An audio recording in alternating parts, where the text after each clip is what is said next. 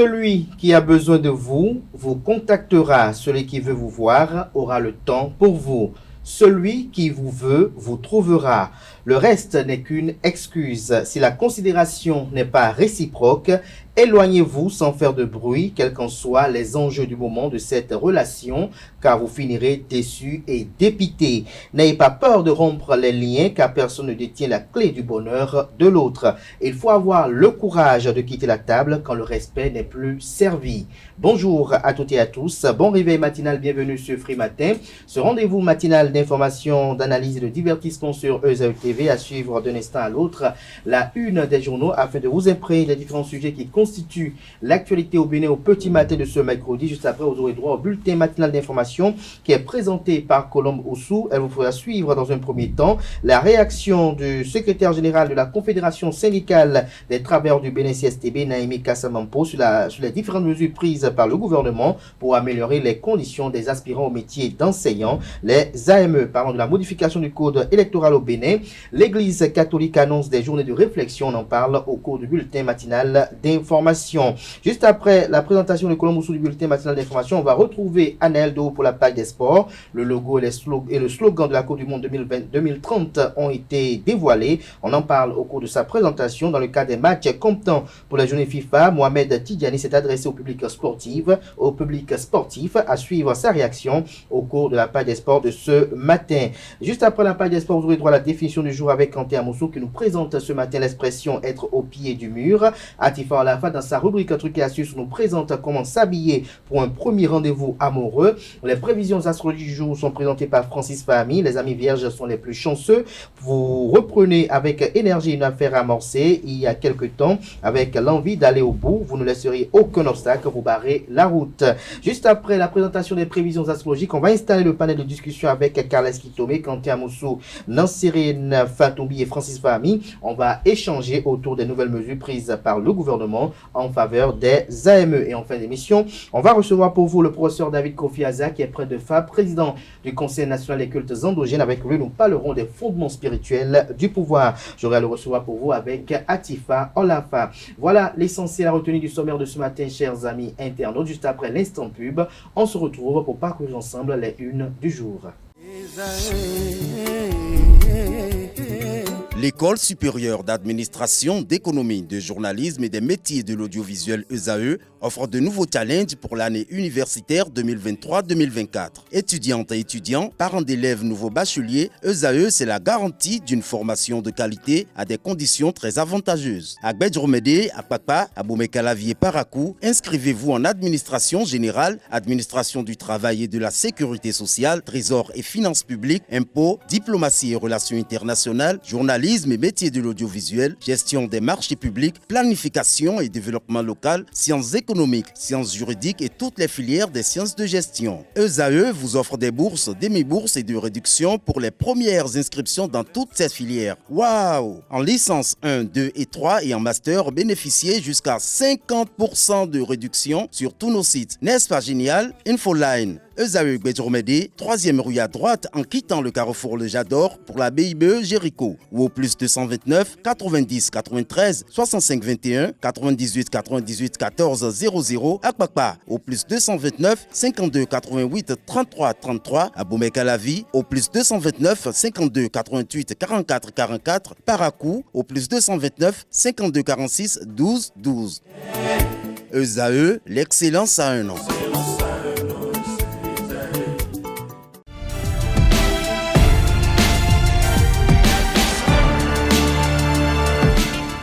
Bonjour à nouveau, chers amis internautes. Nous démarrons la une des journaux de ce matin par le quotidien Maison, le quotidien béninois d'information générale et d'analyse L'Informateur, qui nous titre ce matin en manchette « Élection générale de 2026 ». Voici les règles du jeu. Promulguée ce 18 mars 2023 par le chef de l'État, l'intégralité de la loi numéro 2024-13 modifiant et complétant la loi numéro 2019-43 du 15 novembre portant élection générale en République du Bénin qui fixe les règles du scrutin bulletin de 2026 est à retrouver dans les colonnes de la parution de ce matin. Après la revalorisation des salaires des agents des collectivités territoriales, la l'ANCB, l'Association nationale des communes du Bénin, reconnaissante au président de la République Patrice Talon et à son gouvernement, les mots de remerciement du président de l'ANCB, Luc Setondia Tropo, maire de la ville de Cotonou et ses pairs, le dit message est à retrouver à la page 5. Assemblée nationale, le président Louis Gbéounou Vlavonou a reçu l'ambassadeur de l'Allemagne en audience. Les détails sur le point des échanges dans les colonnes de la parution de ce matin. Retrouvez également dans les colonnes de la parution de ce matin de l'Informateur les productions journalistiques des étudiants en formation sur les différents campus de l'ESAE, l'école supérieure d'administration, d'économie, de journalisme et des métiers de l'audiovisuel. La Nation, ce matin, manchette, parle de partenariat entre l'Union européenne et le Bénin, 109 milliards de francs CFA pour renforcer plusieurs secteurs. Des détails sur ce partenariat en page 3. Alimentation en eau potable dans l'Atlantique, bonne évolution des chantiers ouverts à Alada. Fraternité, ce matin, manchette, parle de retraite non préparée, la grosse galère du troisième âge. Retrouvez le dossier de la rédaction aux pages 2 et 3. Élection générale de 2026, l'intégralité du code électoral promulgué est à retrouver également dans les colonnes de la parution de ce matin de Fraternité comme l'Informateur. Le matinal, nouvelle mesure gouvernementale pour améliorer les conditions de vie des AME, syndicats, enseignants et bénéficiaires reconnaissants. L'euphorie n'a pas baissé dans le rang des aspirants au métier d'enseignant au lendemain de l'annonce de la kyrielle de mesures prises par le gouvernement pour favoriser le bien-être des acteurs du secteur. Une victoire pour certains qui ne doit pas cependant faire oublier que des défis restent à atteindre. La CSA Bénin, la CGTB et l'UNSTB saluent des progrès significatifs. Noël Chadari, je cite, « Il y a une bonne dose d'humanisme », fin de citation. Narcisse Amoussouga, aspirant à Cotonou, je cite, « C'est ce que nous attendions depuis », fin de citation. Epiphane Azon, je cite à nouveau, que les mesures soient effectives. Retrouvez les différentes opinions retranscrites aux pages 2, 14 et 15. Élection générale de 2026 au Bénin. L'intégralité du nouveau code électoral promulgué est à retrouver aux pages 8 et 9. Matin libre, ce matin, manchette, parle de promulgation de la loi 2024-13 du 15 mars 2024. Nouveau code électoral pour qui et contre qui, s'interroge le Canard. Toujours à la une de Matin libre de ce matin, perturbation du réseau depuis le 14 mars. Celtis assure la continuité du service Internet. Le Béninois libère ce matin, manchette. Talon et Olivier Bocor ensemble pour Paris. Qu'est-ce qui explique ce classico? Ce classico, s'interroge le journal. Le journal Le Potentiel titre ce matin manchette affaires, marchés publics et corruption à la haute autorité de l'audiovisuel et de la communication HAC. La Cour de répression des infractions économiques et du terrorisme Criette flanque 10 ans de prison aux deux inculpés. L'ex-DAF Raimi Batoko et l'ex-assistant PRMP Ange Arlan ne sortiront pas de sitôt de leur cellule. Le plaignant Ange Adandedjan sort vainqueur du procès. Revalorisation salariale des agents des collectivités territoriales décentralisées. Luc Setondia Tropo, maire de la ville de Cotonou et président de l'Association nationale des communes du Bénin, disent merci. Et lui et ses autres pairs membres de l'ANCB disent merci au gouvernement Talon. L'association invite les secrétaires exécutifs et les mairies, notamment les maires, à exécuter le plus rapidement possible cette mesure. Nous passons à présent à l'indépendance. Souvenir des élections du 20 mars 2016. Déjà 8 ans de réforme sans compromission politique. Retrouvez l'article du journal à la page 5 de sa parution de ce matin. Libération nous libère ce matin à sa une, partenariat Bénin-Union européenne, plusieurs accords de financement signés, 109 milliards de francs CFA pour soutenir les actions du gouvernement. La Nouvelle Tribune ce matin, manchette, nouveau code électoral béninois, le grand saut dans l'inconnu. Dabarou reçu sur les chaînes BLTV et Reporter Bénin Monde, Nathanaël Coty, sans langue de bois, décrypte l'actualité nationale, ce qu'il pense de la révision du code électoral de Patrice Talon, d'Olivier Bocor, de l'ancien président Thomas Boniaï. retrouvez sa sortie médiatique, notamment un compte rendu qui vous est proposé dans les colonnes de la page ce matin du journal Nord-Sud Quotidien AME. Les nouvelles sont bonnes, mais 3 points de suspension. Retrouvez l'article en page 3. Le Télégramme, après l'étape de contrôle de constitutionnalité, Patrice Talon promulgue la loi portant nouveau code électoral. L'intégralité du nouveau code électoral promulgué par le chef de l'État est à retrouver aux pages 6 et 7. Perturbation de l'Internet, MTN Bénin solidaire de sa clientèle avec 3 mesures commerciales, communique le premier quotidien économique, L'Économiste. L'événement précis ce matin en manchette suite à la décision de conformité prononcée par la Cour constitutionnelle, l'intégralité du code électoral modifié promulgué par Patrice Talon, les nouveautés de la loi, Talon et Yahi exclus du poste du vice-président. Des précisions sur le titre du journal aux pages 3, 4, 5, 6 et 7. Toujours à la une du journal, l'événement précis de ce matin, accord de financement, l'Union européenne décaisse bientôt 109 milliards de francs CFA pour soutenir le gouvernement. L'autre quotidien ce matin en manchette, promulgation du nouveau code électoral, Talon rend exécutoire la loi modifiée. Nous bouclons avec les 4 vérités. Après le contrôle de conformité de la Cour constitutionnelle, retrouvez l'intégralité du code électoral promulgué par Talon aux pages 4, 5, 6, 7 et 8. Ce sera tout pour la présentation de quelques titres parus ce jour dans la presse locale. Les quotidiens sont disponibles dans les kiosques, également accessibles en ligne pour ceux d'entre eux disposant d'un site internet. Place à présent au bulletin matinal d'information et à la page des sports.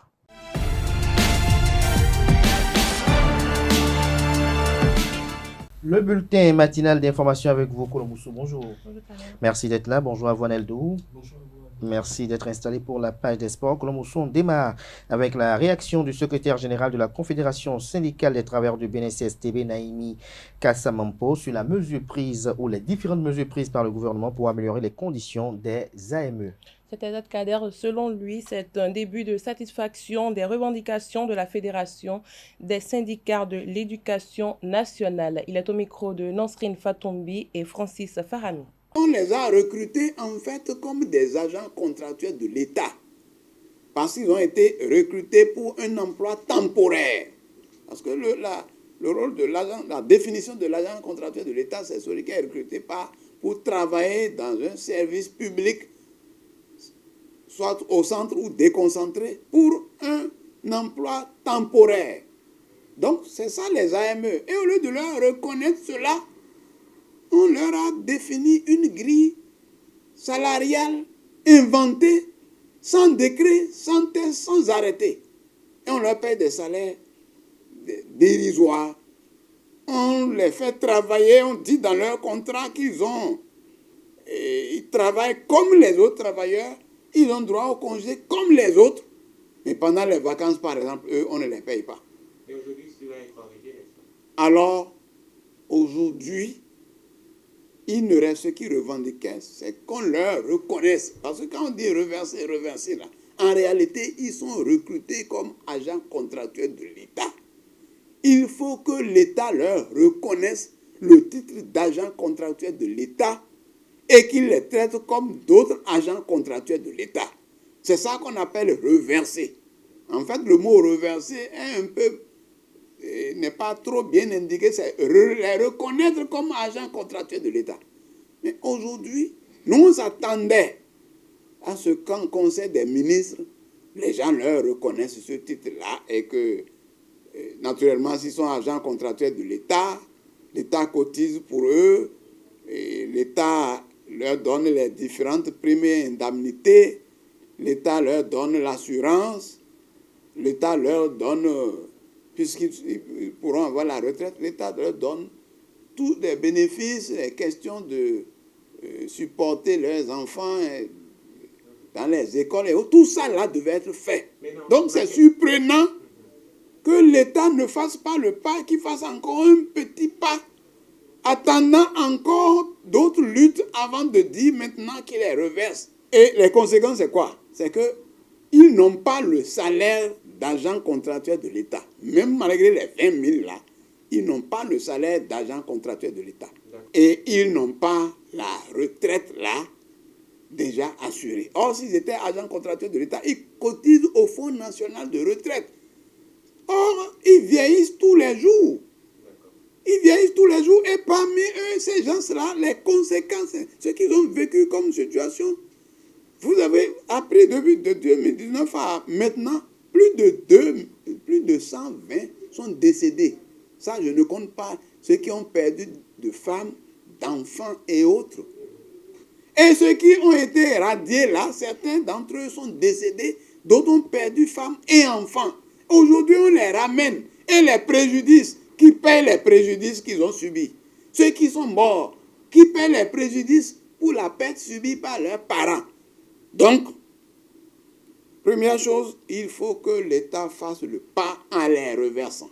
Mais la leçon, la grande leçon qu'il faut tirer d'abord avant la leçon, c'est que nous félicitons la FESEN-CSTB pour tout le combat mené. Nous félicitons les enseignants, tous les travailleurs et toutes les organisations et le pays entier qui a soutenu la FESEN et la CSTB dans ce combat-là. Parlant de la modification du code électoral au Bénin, l'Église catholique annonce des journées de réflexion. C'est au détour d'une conférence à l'Institut des artisans de justice et de paix Champ d'Oiseau. L'honorable Nassirou Bako s'est prononcé sur le sujet. Il est au micro de Aneldo. Effectivement, c'est une loi qui a été votée par l'Assemblée nationale. Une loi dispose. Lorsque vous votez la loi, à l'application, vous n'y êtes pas. Mais le gouvernement qui a la politique nationale de sécurité, qui décide en fonction de ces contraintes, dit dans la pyramide militaire, des grades et consorts, il y a une inversion de la pyramide. Pardon. Il y a plus de gradés que de gens à commander. Vous savez, même dans les situations post-conflit, il y a ce qu'on appelle les DDR. Démobilisation, désarmement, réintégration, réinsertion, voilà. Vous comprenez? C'est des combattants qui, eux, ont combattu, mais qui sont désarmés, à qui on trouve des ressources pour les réinsérer dans la vie sociale. Cela se fait. Ça fait partie des démarches de réforme du secteur de la sécurité et de la défense. C'est ça que le gouvernement applique à sa manière. Il y a des mesures d'accompagnement, certainement. Peut-être que ces mesures pourraient être plus alléchantes et créer de nouvelles vocations et de nouvelles carrières. La loi modifiant et complétant la loi du 25 mars 2005 portant régime juridique et fiscal harmonisé applicable au projet de gazoduc de l'Afrique de l'Ouest en République du Bénin a été promulguée le 5 mars dernier.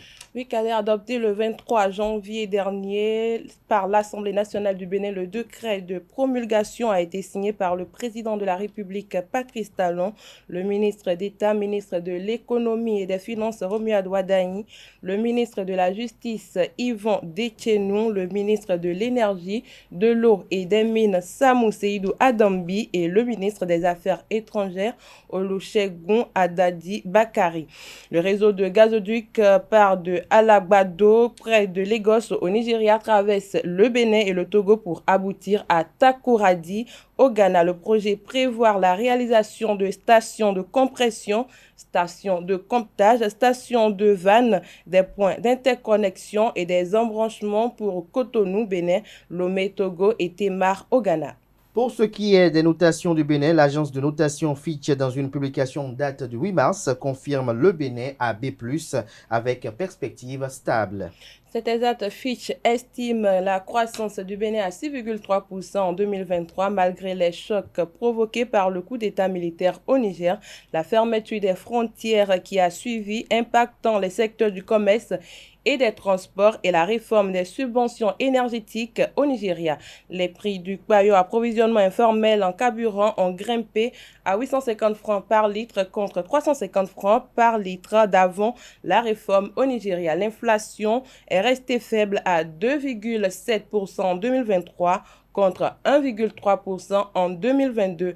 La flambée des prix du paillot ayant été en partie compensée par la baisse des prix des produits alimentaires, 40% du panier du consommateur en raison de récoltes favorables, ce qui a permis de maintenir l'inflation globale à un niveau bas.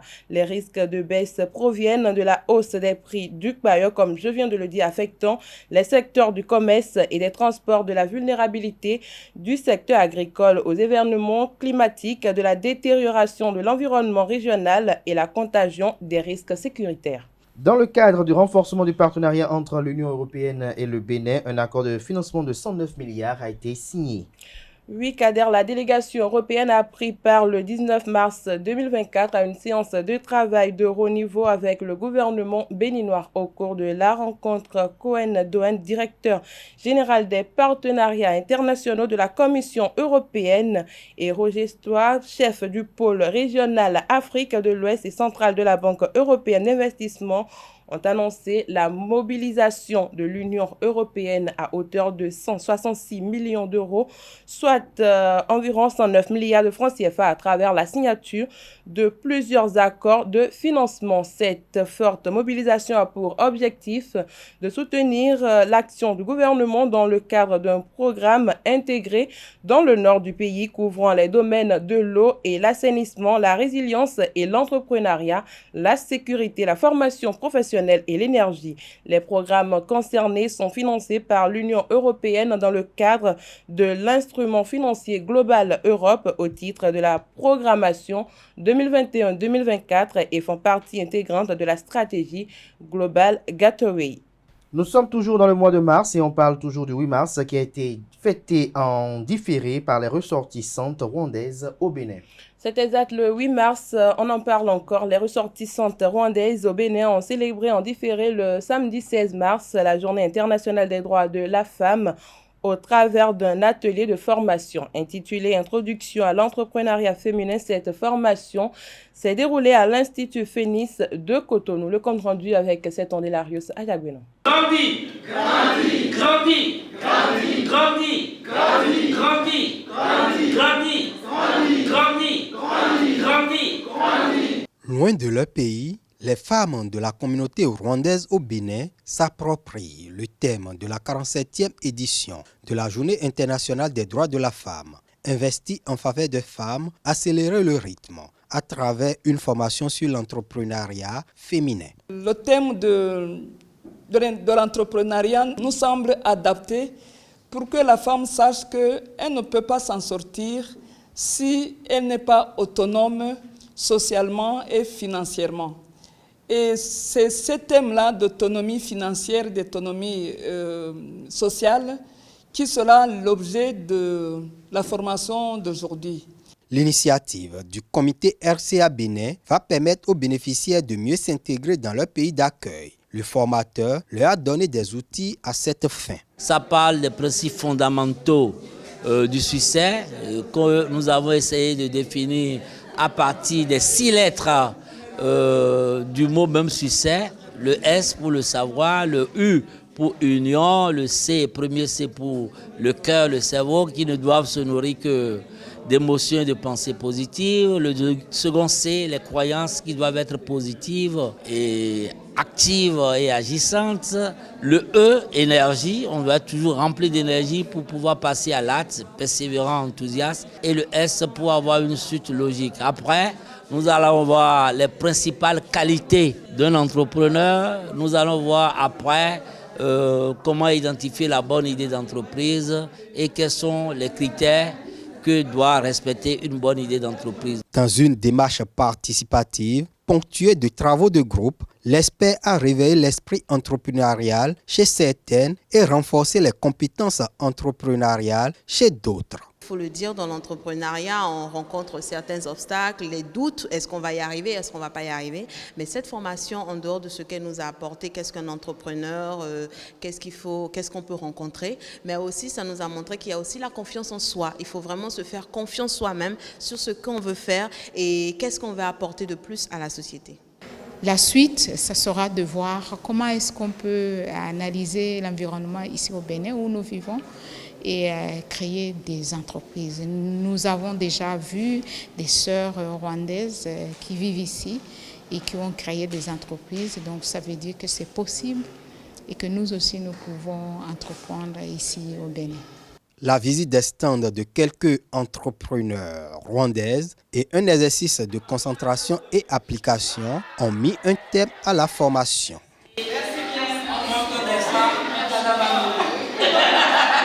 Merci à vous, Colomboso, pour cette présentation du bulletin matinal d'information. Restez avec moi juste après le jingle suivant. On retrouve Anaël Dou pour la page des sports. Anaël Dou, bonjour à nouveau. Bonjour. Le logo et le slogan de la Coupe du Monde 2030 ont été dévoilés. Effectivement, hier mardi 19 mars 2024, le logo et le slogan de la Coupe du Monde 2030 qui sera organisée conjointement par le Maroc, l'Espagne et le Portugal ont été dévoilés. Déjà, une Coupe du Monde assez spéciale puisque c'est pour la première fois de l'histoire qu'elle sera organisée sur 2 continents. En effet, l'Espagne, le Portugal et le Maroc ont décidé de s'allier pour accueillir le plus grand événement sportif de la planète. Les 3 fédérations ont dévoilé les premiers contours du tournoi avec un slogan Yalla Vamos, un logo et une bande annonce. De plus, des premiers ambassadeurs ont été nommés et pas des moindres. Noureddine Naïbé pour le Maroc, Cristiano Ronaldo pour le Portugal et Andrés Iniesta pour l'Espagne. Dans le cadre des matchs comptants pour la journée FIFA, Mohamed Tidjani s'est adressé au public sportif. En rassemblement à Amiens avec les Guépards du Bénin, Mohamed Tidjani a adressé un message au public sportif béninois. Durant cette trêve internationale, le Bénin joue 2 matchs amicaux contre les 2 derniers champions d'Afrique. Il s'agit de la Côte d'Ivoire et du Sénégal. Avant le premier affrontement face aux éléphants samedi prochain, le défenseur des Guépards Mohamed Tidjani a déjà lancé les hostilités hier mardi à l'occasion d'une sortie médiatique. L'international béninois estime que le 11 national est chanceux de jouer contre une équipe comme la Côte d'Ivoire. Quand on est joueur, on attend toujours ce genre de match. C'est de gros matchs et c'est bien aussi pour la sélection. On est un groupe qui vit bien et c'est tout à notre honneur de rencontrer la Côte d'Ivoire qui est déjà une équipe championne, a-t-il déclaré. Le défenseur a profité pour envoyer un message au public sportif béninois. Continuez à nous soutenir, ensemble on fera de grandes choses, a-t-il déclaré. Martinien Aditi fait le bilan des karatékas béninois aux Jeux africains.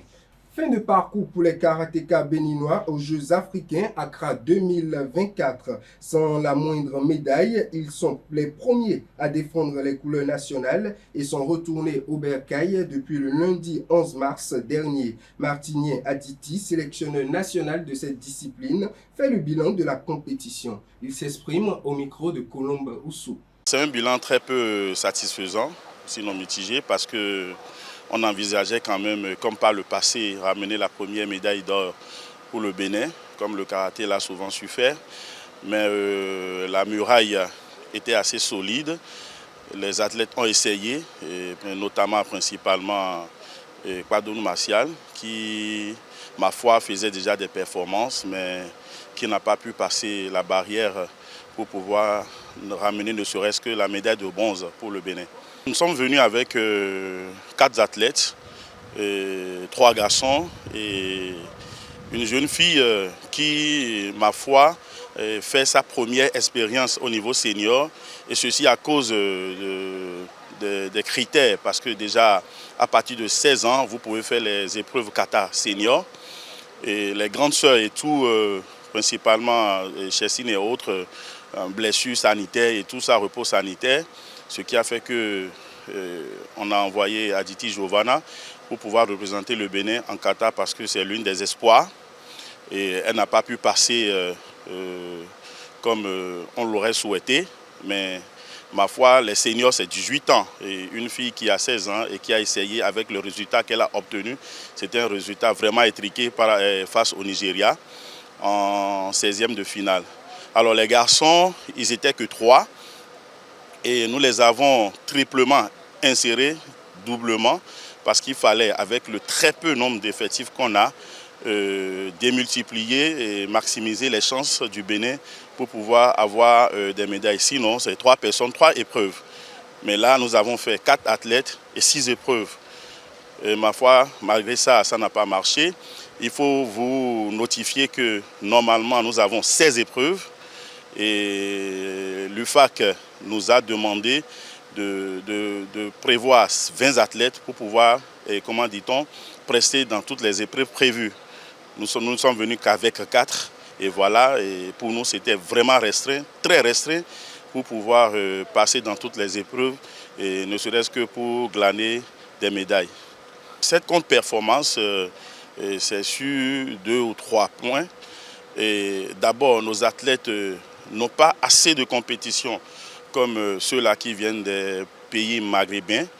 Vous voyez, et l'autre chose, malgré ça, il fallait y croire, parce qu'il y a un travail quand même technique qui se fait d'accompagnement. C'est vrai que ce n'est pas encore ça. Et il fallait vraiment aller titiller ceux-là, aller les bousculer dans leur retranchement pour pouvoir avoir quelque chose. Mais ce qui n'a pas été fait.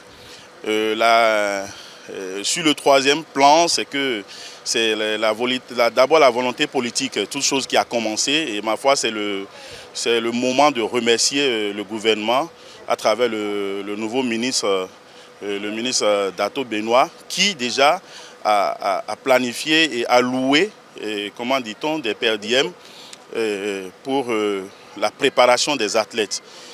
Nous sommes informés depuis que nous sommes ici qu'il y a aussi désormais un plan d'accompagnement, de préparation de toutes les équipes qui participent aux compétitions internationales. Ce serait une très bonne chose parce que nos athlètes manquent beaucoup de moyens pour pouvoir avoir un soutien, ne serait-ce que, comment dit-on, financier et psychologique, pour pouvoir mieux affronter et beaucoup plus aller plus loin. Dans le cadre de la 8e journée de la Super League professionnelle, Coton Football Club a arraché dimanche dernier 3 précieux points dans son opération de remontée au classement de la Super League professionnelle. Les poulains de Victor Zronka ont dominé Sobemap Football Club 1-0 grâce à Malik Tanguy, buteur à la demi-heure de jeu. Le coach Zronka a réagi après cette deuxième d'affilée, une première pour son équipe cette saison. Sortie de Marcel Dossa. Et quelle occasion pour la tête, la poitrine et but! But! L'ouverture du score! Après un travail, un pressing sur le côté droit d'Idriss Bakary. Vous savez, c'est jamais évident d'enchaîner 2 matchs de suite à la maison et de les gagner. Si vous regardez les statistiques un peu de partout, vous verrez que c'est compliqué. Mais bon, on l'a bien réussi même. C'est des matchs qui ne sont pas faciles à jouer. Mais bon, on fait avec, on gagne. C'était le plus important. Je pense que bon, il fallait enchaîner pour qu'on puisse emmagasiner des points et remonter au classement. Parce que bon, c'est sûr que ça fait un peu tache d'huile de se retrouver 12e ou 13e. Donc les joueurs ne le méritent pas parce que on a eu des matchs de grande qualité avec malheureusement que 1 point. Donc de gagner aujourd'hui, ça nous permet de grimper au classement, de prendre confiance et puis de se préparer pour la fin de cette première partie de championnat. Dans le même registre, le président du club champion, Lionel Talon, parle des difficultés de son équipe. Le président des Cotonniers, Lionel Talon, a assisté à la victoire de ses protégés. Il tire un satisfait et revient sur les difficultés de son équipe en cette saison. Je pense que c'était un match difficile, mais voilà, les joueurs ont donné le cœur, ils ont mis vraiment de l'énergie pour pouvoir le remporter. Donc je suis très content de cette victoire. Ce n'est pas tous les matchs qu'on gagne avec plusieurs buts d'écart. Une belle victoire 1-0 avec l'effort qu'il faut, c'est bien à prendre. Je pense que pour le moral et pour le classement, on a fait une belle opération aujourd'hui. C'est la nature du sport. Je pense qu'on ne peut pas non plus s'attendre à tout le temps survoler le championnat, gagner haut la main. C'est un championnat de qualité avec des bons joueurs. Les équipes sont bonnes et je pense que quand on joue contre Coton aussi, les équipes ont tendance à mettre vraiment toute l'énergie, l'intensité, ce qui est tout à l'honneur de notre championnat. Et nous, on aime être cette équipe qu'on veut battre. À nous de continuer à nous améliorer, continuer à travailler pour rester au top de cette ligue-là. Et c'est pour ça qu'on travaille tous les jours. Voilà. Merci à vous, Aneldo, pour cette présentation de la page des sports. Merci une fois encore à vous, Colombousso, pour la présentation du bulletin matinal d'information. Chers amis internautes, à présent, on installe Quentin Amoussou et Atifa Olafa, respectivement, pour les rubriques définition du jour et trucs et astuces.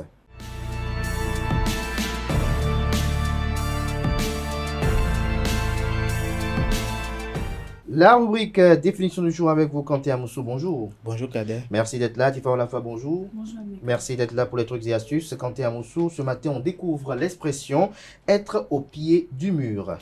Bonjour amis internautes, c'est une expression qui s'est allégée avec le temps.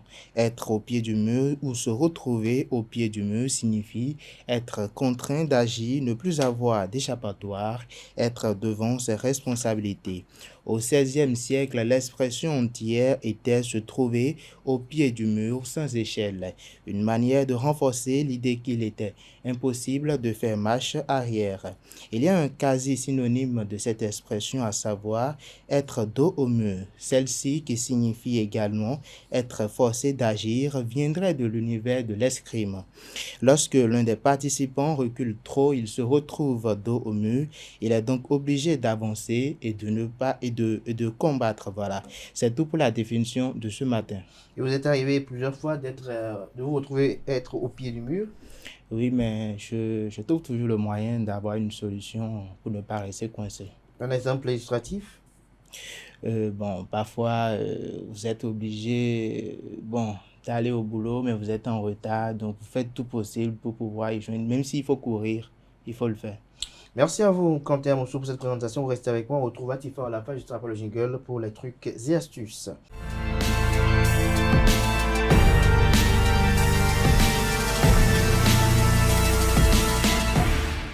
Atifa Olafa, bonjour à nouveau. Bonjour bien. Comment s'habiller pour un premier rendez-vous amoureux? C'est bien cela, amis internautes, bonjour. Ravi de vous retrouver ce matin. Un premier date, ce n'est jamais évident. On a toujours ce stress qui nous envahit et parfois l'on se perd, mais toujours par l'envie de trop bien faire. Pour un premier rendez-vous amoureux, essayez les combinaisons de looks. Le look premier rendez-vous idéal est celui dans lequel vous vous sentez mis en valeur sans pour autant perdre de vue votre propre style. Oubliez donc les robes moulantes et talons de 12 cm si l'on est plutôt du genre jean basket au quotidien. Pour parfaire cet outfit de premier encart, dégainez vos pièces préférées. Il y en a toujours une que l'on préfère dans notre dressing. Une fois votre base trouvée, il suffit d'ajouter quelques accessoires. Pas la peine d'accumuler des colliers et bracelets si vous n'êtes pas du genre bijoux ou en temps normal. Une jolie paire de boucles d'oreilles pendantes, des Barbies métallisées et un sac coloré peuvent suffire à élever un look de date casual par exemple. Parmi les options de tenue pour un premier rendez-vous amoureux qui s'offre à vous, pensez à la robe portefeuille qui a l'avantage d'être agréable à porter et qui met en valeur toutes sortes de morphologies. Parfois, le lieu du rendez-vous et le contexte comptent énormément pour le choix de votre habillement. S'il s'agit de s'habiller pour un resto en amoureux, vous pouvez dégainer votre plus belle paire de souliers à talons vertigineux car vous allez rester assise toute la soirée. En tenue, vous pouvez opter pour une chemise blanche s'il s'agit en journée pour un pique-nique ou un brunch ou encore une balade champêtre en mise sur des pièces casuales comme un jean ou une robe compensée confortable, des espadrilles compensées ou des baskets blanches. Inutile d'en faire des tonnes, on peut ajouter tout simplement un petit foulard ou headband dans des cheveux pour upgrader un peu son look. La règle la plus importante à suivre quand il s'agit de trouver la bonne tenue pour un premier date, amis internautes, c'est avant tout le confort. Et comme je le dis souvent, En matière de mode, il n'y a rien de plus désagréable que de se sentir mal à l'aise dans ses vêtements ou d'avoir des douleurs aux pieds dans des chaussures inconfortables pendant un premier rendez-vous amoureux. Voilà, amis internautes, c'est tout pour l'astuce du jour. Merci à vous, Atifa Olafa. Comment a été votre premier rendez-vous amoureux? Plutôt sympa. Vous étiez habillé comment? Une petite robe. Petite robe. Pourquoi petite robe? Pourquoi pas une longue robe chez vous? Parce que j'avais l'envie de séduire. Vous avez eu l'envie de séduire. Il a été séduit finalement? Si, très. Il a été séduit. Quand tu es à Moussou, votre premier rendez-vous amoureux? Bon, ça fait un bail, hein, je ne me rappelle plus trop, mais c'était bien quand même. Oui, vous avez plusieurs rendez-vous amoureux? Non, pas plusieurs, un seul rendez-vous, c'est...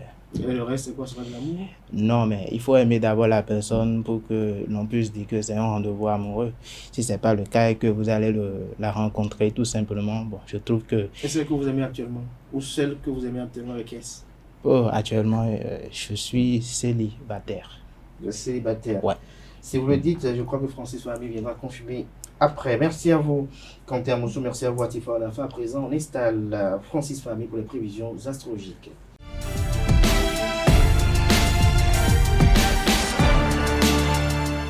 Les prévisions astrologiques avec vous, Francis Fahmy. Bonjour.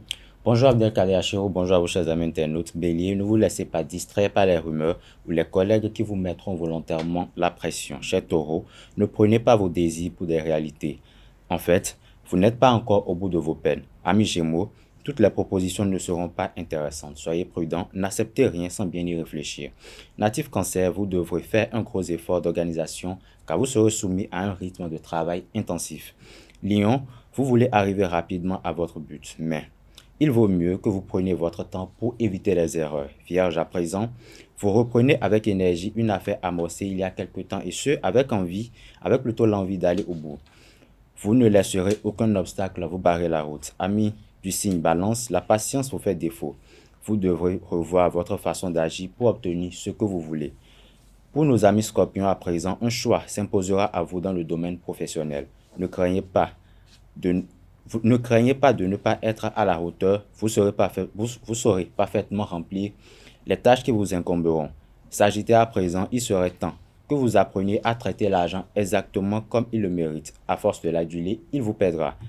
Natif Capricorne, vous mettrez à profit votre sens du détail, chose que vos supérieurs apprécieront. Verseau, vous avez envie de réaliser de nombreux projets, mais vous n'osez pas vous lancer, c'est pourtant le bon moment. Dernier signe Poisson, votre créativité alliée à votre sens objectif de la situation vous permettra de trouver de nouvelles pistes de travail. Un déclic se produira bientôt. C'est tout pour les prévisions astrologiques de ce matin. Merci à vous, Francis Fahmy, pour cette présentation des prévisions astrologiques. À l'instant, Kanté Amoussou disait qu'il était célibataire. Est-ce que vous confirmez? Oui, je veux bien confirmer. Vous voulez bien confirmer. Merci à vous, Francis Fahmy, pour cette présentation. À présent, chers amis internautes, on va installer le panel de discussion.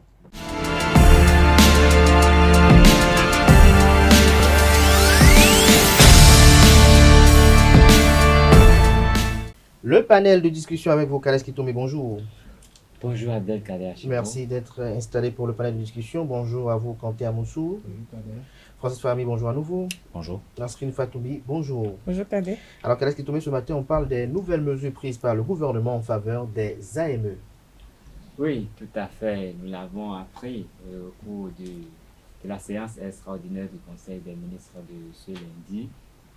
Les mesures qui ont été prises pour faciliter la vie à ceux-là qui se sont investis dans l'enseignement, mais qui n'ont pas eu la chance de venir au bon moment pour être directement insérés dans la fonction publique. Donc, c'est des personnes qui apportent le savoir, distillent le savoir depuis des années, mais qui n'arrivent pas vraiment à jouir du fruit de leur travail. Donc, c'est des gens qui souffrent énormément pour la République. Et il faut noter que depuis l'avènement du régime du président Talon, dans le souci d'assainir le secteur, il y a des réformes qui sont venues qui les ont frappés plus durement. Donc il y a eu quelques années de mise en place. Et quand ça a commencé à se dérouler, ce n'était pas la joie des gens qui travaillent, qui savent exactement ce qu'ils auront comme salaire, mais qui ne savent pas toujours la masse de travail qu'ils auront au cours de l'année, ça varie d'année en année, et qui ne savent pas les distances qu'il faut parcourir entre deux prestations, Et ces personnes ont souffert de cela jusqu'à cette date où le Conseil des ministres a quand même décidé de leur payer les 12 mois de l'année, parce qu'ils sont payés entre 9 et 10 mois. Mais cette fois-ci, il est dit qu'ils auront au moins 12 mois de salaire. Je crois que rien que cette information est une information heureuse pour eux, parce qu'il faut remarquer, pendant les vacances, ils tirent le diable par la queue. Ils sont prêts à toi s'endetter partout pour pouvoir passer cette étape et préparer la rentrée de leurs enfants, ce qui n'est pas du tout facile quand on est parent d'élèves. Et là, dans ce domaine aussi, le gouvernement a pris des mesures pour que les enfants ne payent plus la scolarité. C'est bien de faire tout ça, mais il faut être heureux, même si c'est arrivé un peu tard, si des gens ont eu le temps de trépasser ou même d'abandonner cette fonction parce qu'ils estimaient qu'ils souffraient trop. Et les derniers, nous sommes en fin de mandat et c'est le moment des cadeaux. Il y a eu un cadeau pour les AME aussi. Il y a eu un cadeau pour les AME, mais le gouvernement avait quand même besoin de ressources avant de leur donner tout ceci, parce que ça nécessite quand même une mobilisation de ressources. Oui, mais je pense qu'avant tout, il faut dire que c'est un ouf de soulagement pour ces enseignants-là, parce qu'entre-temps, je pense qu'il s'abattait une masse de travail plutôt énorme, en tout cas particulièrement pour moi, je peux dire que c'est même énorme. Mais entre-temps, par exemple, Kala Sitomen l'a dit, pendant les vacances, on peut les voir s'échiner, tirer le diable à la queue. Mais ça, il faut dire que c'est parce que, entre-temps, par exemple, pendant les vacances, ils ne percevaient pas de salaire. Du coup, je pense qu'avec ces nouvelles mesures, ce serait bien maintenant pour savoir s'il faut amasser assez de ressources pour les payer. Je pense que, bon, comme on le dit souvent, quand on a quelque chose à faire, on trouve toujours de l'argent. Entre-temps, je ne sais pas comment le gouvernement avait mis en place cette réforme pour enclencher la chose, mais je pense que c'est quand même un ouf de soulagement pour ces métiers. Un ouf de soulagement dans ce cas, mais du moment où le gouvernement a mis en place et a décidé cela, c'est que les ressources sont déjà là et que ce sera effectif.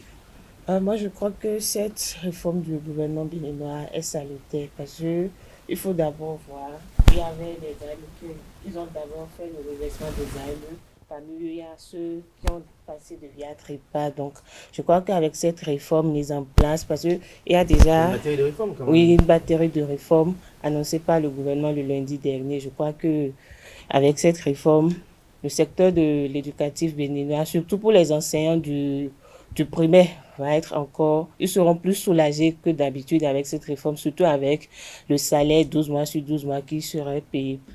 Ce serait bien. Alors finalement, quand tu es à Moussou, on peut dire que quelque chose va changer de concret. Oui, concrètement, quelque chose va changer, comme l'ont dit les autres déjà, c'est une livre de soulagement. Et pour rebondir sur la question que vous avez posée à M. je pense que le gouvernement ne peut pas prendre de mesures sans compter sur ses propres ressources. Donc pour moi, c'est que le gouvernement a trouvé la solution qu'il faut. Il a trouvé qu'il y a déjà des ressources qui sont disponibles ou il y a des ressources qu'il peut aller chercher pour pouvoir payer ces enseignants. Le plus important, ce serait que cela perdure, que nous ne se retrouve pas à avoir parfois 9 mois de salaire, 10 mois de salaire, les deux autres ne vont pas venir. Et il faut quand même que l'État puisse faire en sorte de tenir cette promesse-là.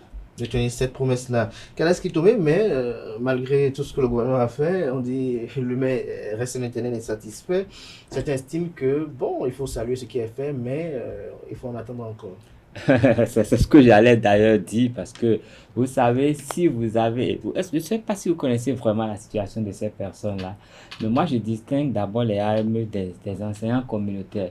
Vous savez, il y a de ces enseignants que les écoles recrutent elles-mêmes pour combler le déficit d'enseignants. Et vous savez, eux, ces gens qui sont payés à 20 000, à 25 000, à 30 000 et qui sont payés 9 mois. Mettez-vous à leur place, et autant mourir. Et maintenant, même si on leur paie 12 mois à eux, bon, ce n'est rien, c'est que un cheveu dans la soupe, parce que ça apporte quoi? Et vivre à Cotonou avec 25 000 ou 30 000, si vous avez le malheur d'avoir une femme, je crois que la tombe est juste à côté. Oui, non, dans ces conditions, c'est un malheur d'avoir une femme, parce que là, vous êtes allé chercher une masse de problèmes qui vous dépasse vous-même. Et donc, c'est bien que ça arrive. C'est vrai, le SMIC a été relevé récemment, et tout ça, c'est de bonnes choses. Mais en même temps, il faut comparer avec la situation économique. Si vous déjà achetez un casque, ce n'est pas rien dans Cotonou. Ces enseignants-là, leurs motos sont arrêtés parce qu'ils n'ont pas de casque. Vous voyez un peu, ça vient, Mais il y a déjà beaucoup de choses qui font que l'incidence, il faudrait être vraiment malin pour que l'incidence soit vraiment perceptible dans la vie de ces gens. Ça a été tellement corsé et puis ils ont eu des avantages. Je sais que les économistes, ils ont tous les moyens, hein. Ils vous donnent, ils reprennent ça tout de suite et vous ne sentez rien. Le bonheur, il est d'abord dans la tête. C'est une chimère, hein. Et puis bon, eux, il faut que ça marche pour eux. De toute façon, je reviens dans un instant, chers collègues. On va quand même dans un instant marquer une pause et suivre le secrétaire général de la CSTB qui fait des propositions suite à ces réformes ou ces mesures prises par le gouvernement lundi dernier en conseil extraordinaire des ministres. On suit à présent Naïmi Kassa Mampo. On les a recrutés en fait comme des agents contractuels de l'État parce qu'ils ont été recrutés pour un emploi temporaire. Parce que le rôle de l'agent, la définition de l'agent contractuel de l'État, c'est celui qui est recruté pour travailler dans un service public, soit au centre ou déconcentré, pour un emploi temporaire. Donc, c'est ça les AME. Et au lieu de leur reconnaître cela, on leur a défini une grille salariale inventée, sans décret, sans test, sans arrêté. Et on leur paye des salaires dérisoires. On les fait travailler, on dit dans leur contrat qu'ils travaillent comme les autres travailleurs, ils ont droit au congé comme les autres, mais pendant les vacances, par exemple, eux, on ne les paye pas. Et aujourd'hui, cela est corrigé, n'est-ce pas? Alors, aujourd'hui, il ne reste ce qui revendiquent, c'est qu'on leur reconnaisse. Parce que quand on dit reverser, là, en réalité, ils sont recrutés comme agents contractuels de l'État.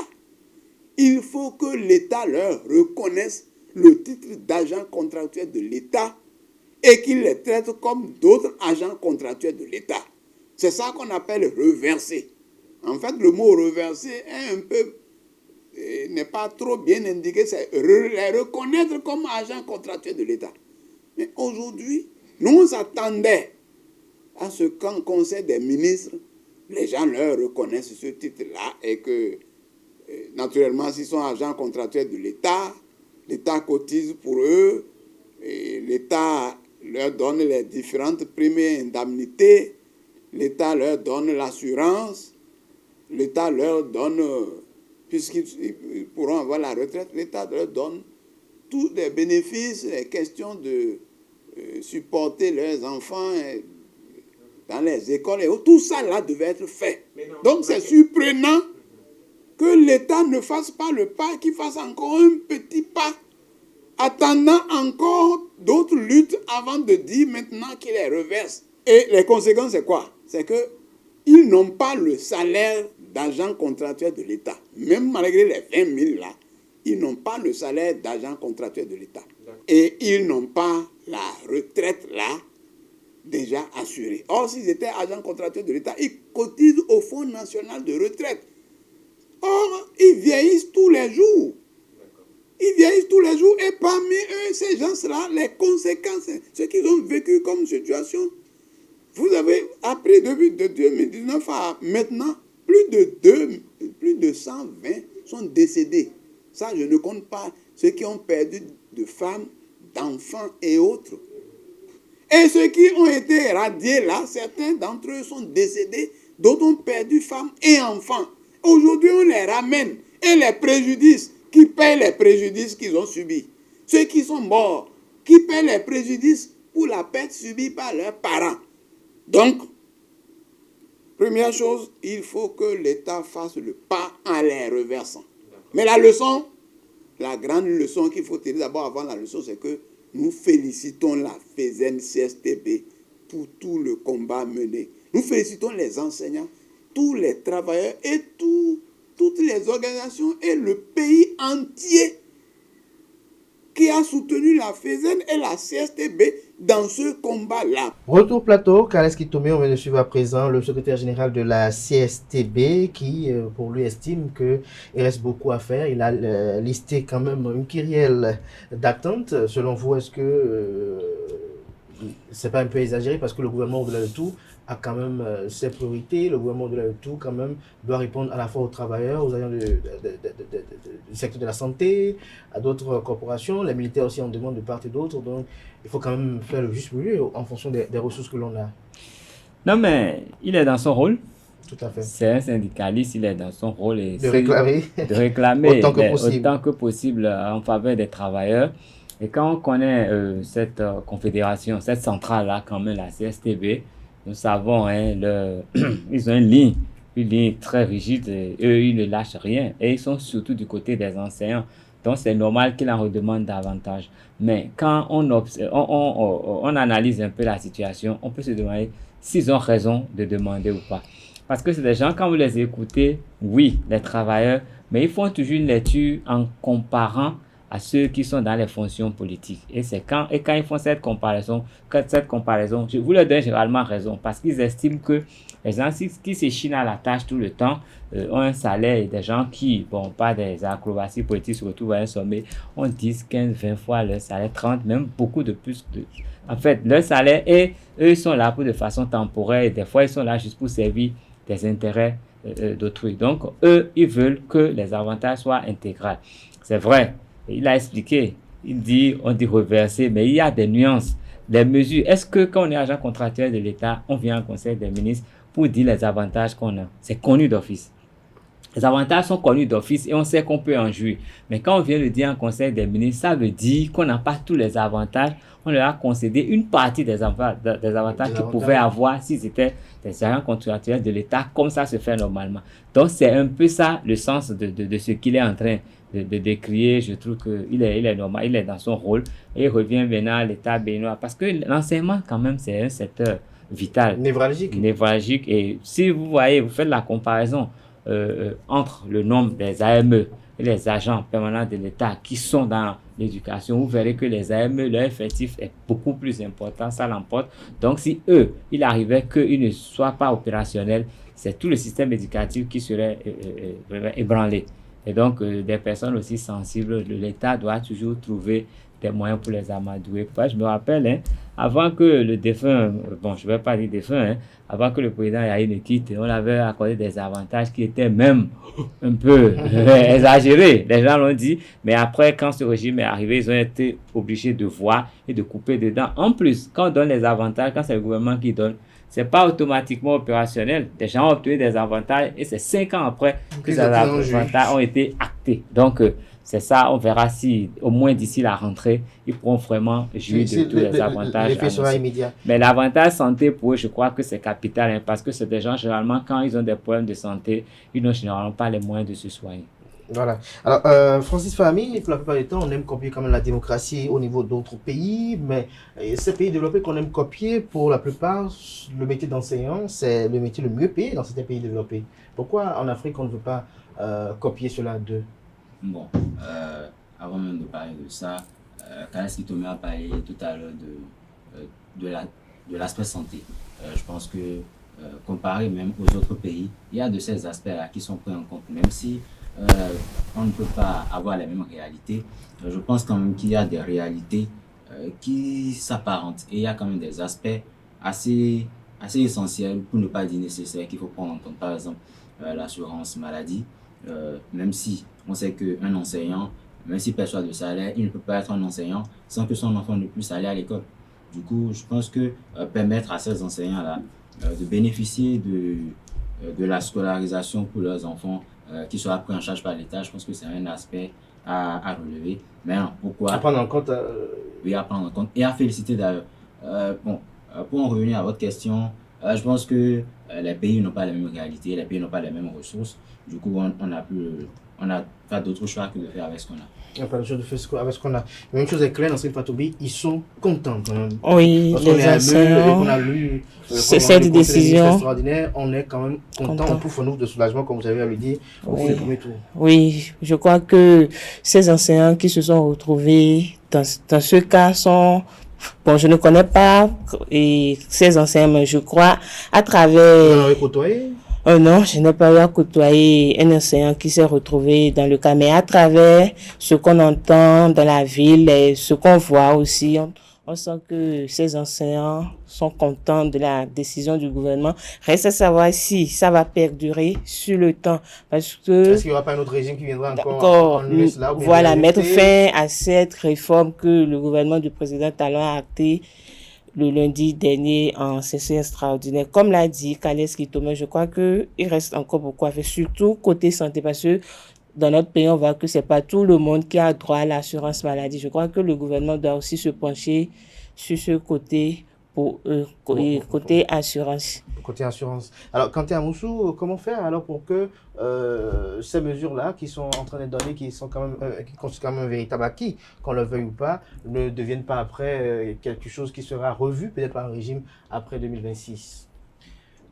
Bon, personnellement, je crois... Revu dans le sens négatif, hein, pour le préciser. Justement, personnellement, je crois qu'il n'y a malheureusement rien à faire. Mais le plus important, c'est de se dire que ces gens-là font un boulot, un vrai boulot, parce que sans éducation, vous imaginez ce que ça pourrait donner. Donc je crois que peu importe le régime qui viendra, dès qu'il met cela dans la tête, il va quand même essayer de faire mieux que ce régime actuel et éviter d'aller dans le sens négatif pour couper dedans, comme Kaleski Thomas l'a dit tout à l'heure. C'est important et c'est à féliciter. Je pense que là où je suis, si par exemple le gouvernement essaie de faire une revalorisation salariale, je serais content. Donc je me dis, un AME actuellement qui ne serait pas content, en plus AME femme qui bénéficie également des congés de maternité, c'est un aspect qu'il faut vraiment louer. Il faut féliciter le régime actuel. Il aurait pu ne pas le faire.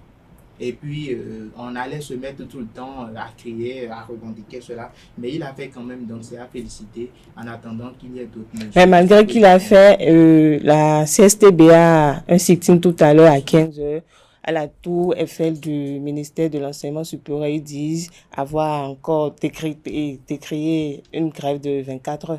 Mais malgré les réformes que le gouvernement vient de mettre en place. C'est la CSTB. Non, mais la CSTB sera à la tour administrative. Il sera à la tour et tout administratif, pardon.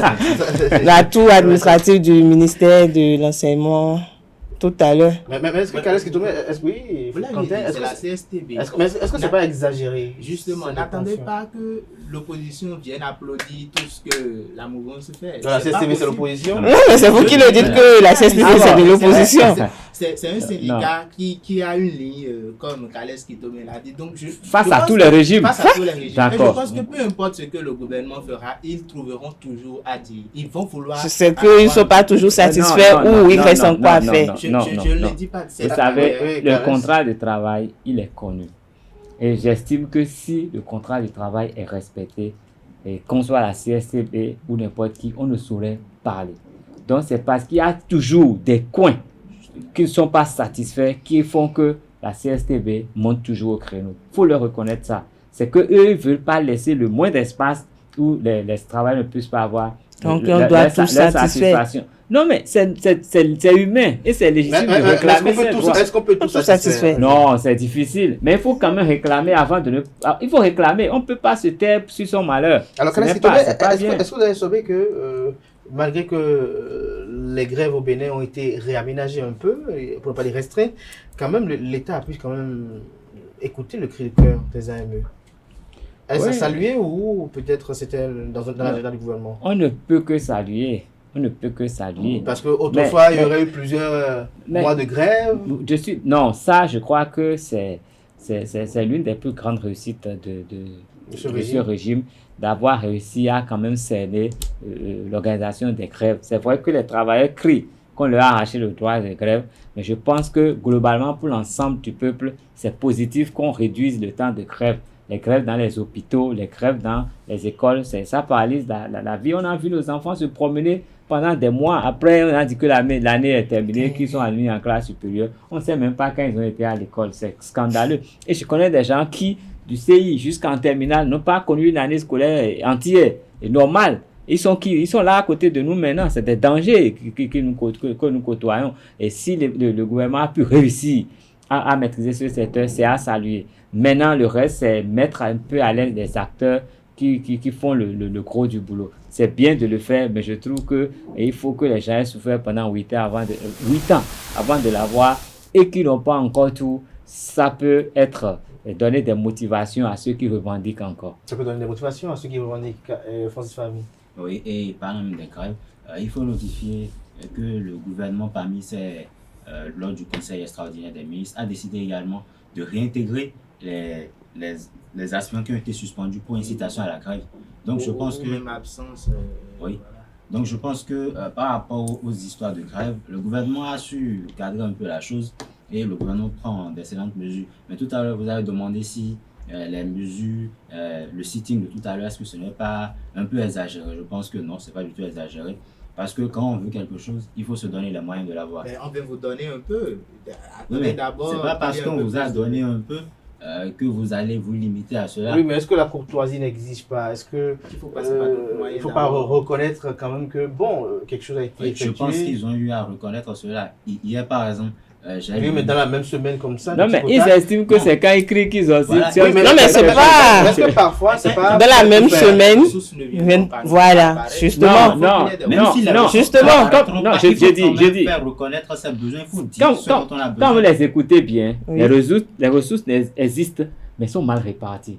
Parce qu'ils estiment, par exemple, qu'on pouvait casser le salaire des ministres pour mieux loger ceux qui travaillent véritablement. C'est pour cette raison qu'il faut inciter il y a des fonctions une grève de politiques 24 pour lesquelles heures. les gens ne comprennent même pas que les gens... Bon, écoutez, vous savez qu'il y a des gens dans ce pays dont les salaires font la totalité des salaires de toute une carrière de certaines catégories de personnes dans la société. Leur salaire mensuel, mais c'est pas possible, c'est scandaleux. Nulle part au monde, ce n'est possible qu'on voit un truc comme ça. Donc moi, j'estime que ça, ils peuvent crier. Même s'ils n'ont pas, ils peuvent crier parce qu'ils estiment qu'ils peuvent en avoir mieux.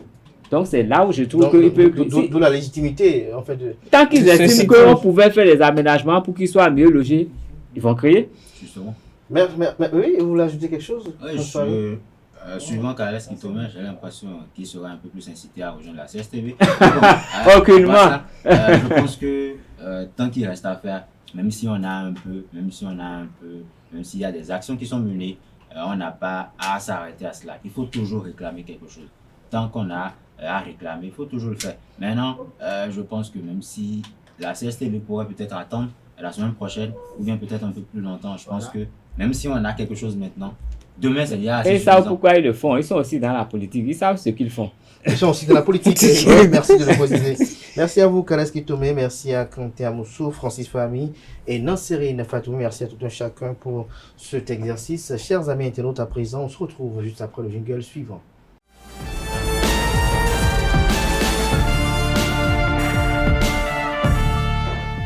L'invité matinal de ce matin avec vous, David Kofi Aza. Bonjour. Bonjour, bonjour à nos téléspectateurs. Ça fait un sacré bail qu'on vous avez Ça parlé fait un ici. moment, mais bon, c'est une bonne reprise. Merci de renouer avec ce rituel. Je suis désormais en compagnie de Atifa Olafa. Bonjour à vous. Bonjour Abdelkader. Merci d'être à mes côtés à nouveau pour conduire cet entretien. On échange ce matin autour des fondements spirituels du pouvoir. C'est bien ça? Bien sûr. David Kofi Aza. Atifa Olafa, il est à vous pour la première question. Merci Abdelkader. Bonjour à vous, professeur David Kofi Aza. Alors aujourd'hui, on parle des fondements spirituels du pouvoir. Déjà, c'est quoi le pouvoir? Le pouvoir en milieu traditionnel, hein, on l'appelle simplement Gahunu. Gahunu, c'est-à-dire quelque chose qui est supérieur. Donc le pouvoir est perçu comme une nécessité d'exercer une supériorité vis-à-vis des humains ou vis-à-vis d'un espace ou dans le cadre d'une communauté. Donc c'est celui qui, en quelque sorte, exerce une suprématie. Et cette suprématie peut être spirituelle comme il peut être profane. Je dis profane, quand je parle de profane, c'est la supériorité politique, la supériorité économique, la supériorité judiciaire, la supériorité sociale, tout ça c'est profane. Mais la supériorité spirituelle est beaucoup plus au-delà de ce qui est profane. Et là, ça, c'est fondement enraciné soit avec le vaudou, soit avec le beau, soit avec le fa, soit avec les cultes des morts, soit avec la puissance du verbe. Comment s'identifie le pouvoir? Le pouvoir s'identifie déjà par son exercice. Par son exercice, c'est-à-dire que par la nécessité de dominer, par la domination d'un ascendant sur ses inférieurs. Et cette domination, c'est là où il y a beaucoup de pièges, hein, n'a rien à voir avec la dictature. Cette domination, c'est une discipline librement consentie par les sujets qui reconnaissent une certaine légitimité à celui qui est devant soi. En quelque sorte. Alors, comment il se manifeste ce pouvoir en réalité dans la tradition? Ce pouvoir dans la tradition se manifeste à deux niveaux. Le premier niveau, c'est déjà une reconnaissance au niveau des siens. C'est-à-dire que si on est dans une communauté, il faut que cette communauté-là reconnaisse que celui-là nous est, en quelque sorte, est le leader. Et en fond, le mot leader presque a la même connotation. On appelle ça l'AD.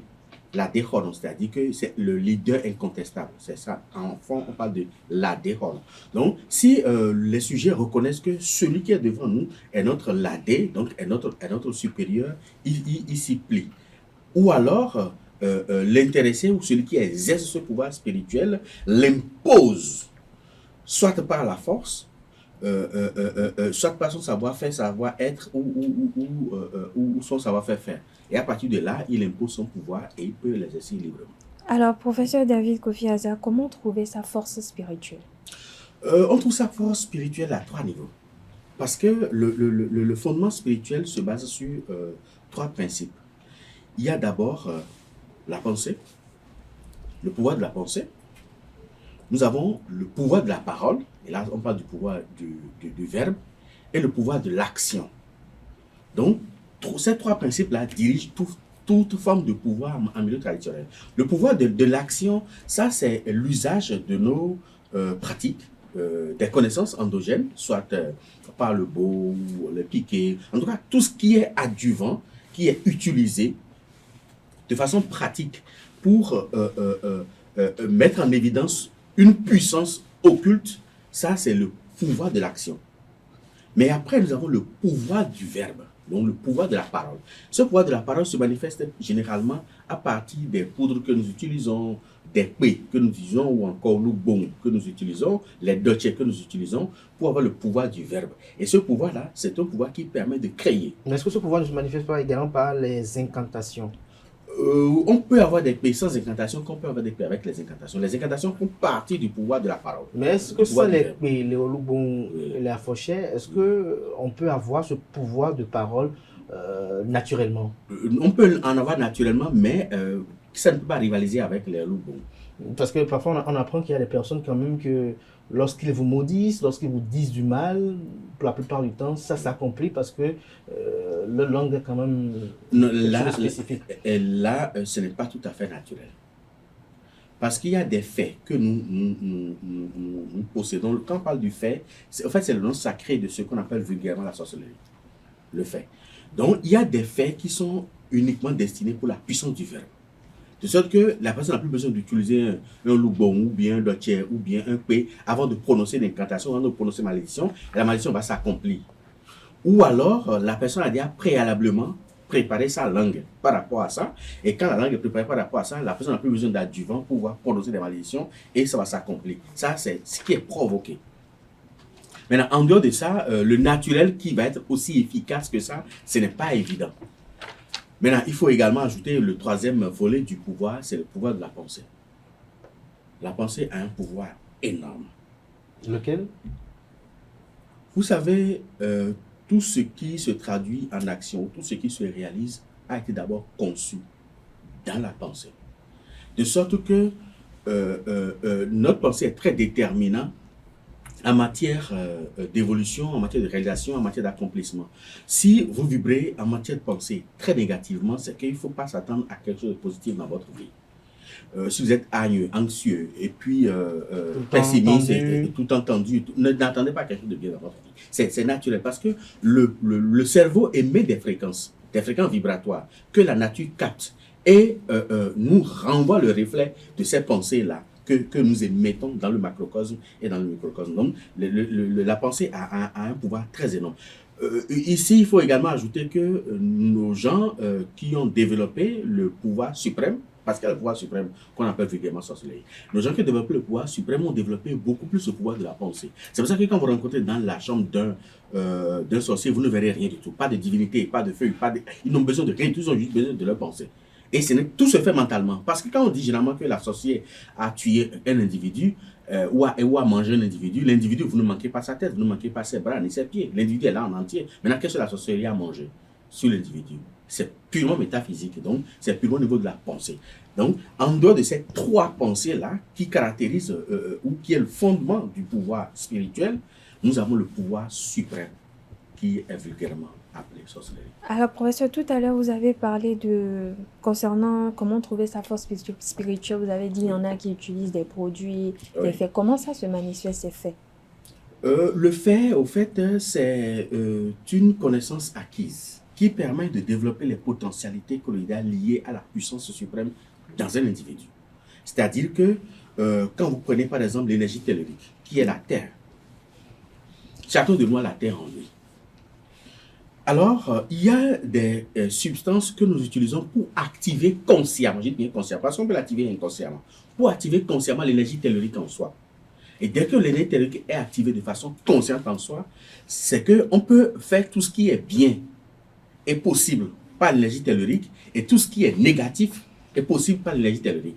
En un mot, pour résumer, l'énergie tellurique, sa force, c'est de donner vie. C'est de donner la fertilité, c'est de donner la mobilité, c'est de donner la richesse, c'est de donner l'autosuffisance alimentaire. Mais de l'autre côté, c'est d'engloutir tout ce qui passe sur lui. C'est la Terre finit toujours par engloutir tout ce qui passe sur elle. Donc, à partir de ce moment-là, celui qui active consciemment l'énergie tellurique en lui peut positivement donner l'abondance, l'autosuffisance alimentaire, l'évolution matérielle et financière, mais aussi peut engloutir l'individu qui est en face de lui. Alors, quelle est la divinité dans le panthéon vaudou qui représente valablement l'énergie tellurique? C'est Sapata. Voilà. Lorsqu'on parle de cela, est-ce qu'il y a des prédispositions alors qu'on prend pour que l'on puisse avoir en soi cette façon de recevoir une action-réaction lorsqu'on dit quelque chose? Action, oui, il y a des dispositions qu'on peut prendre pour... En continu. Lorsque je parle... Oui.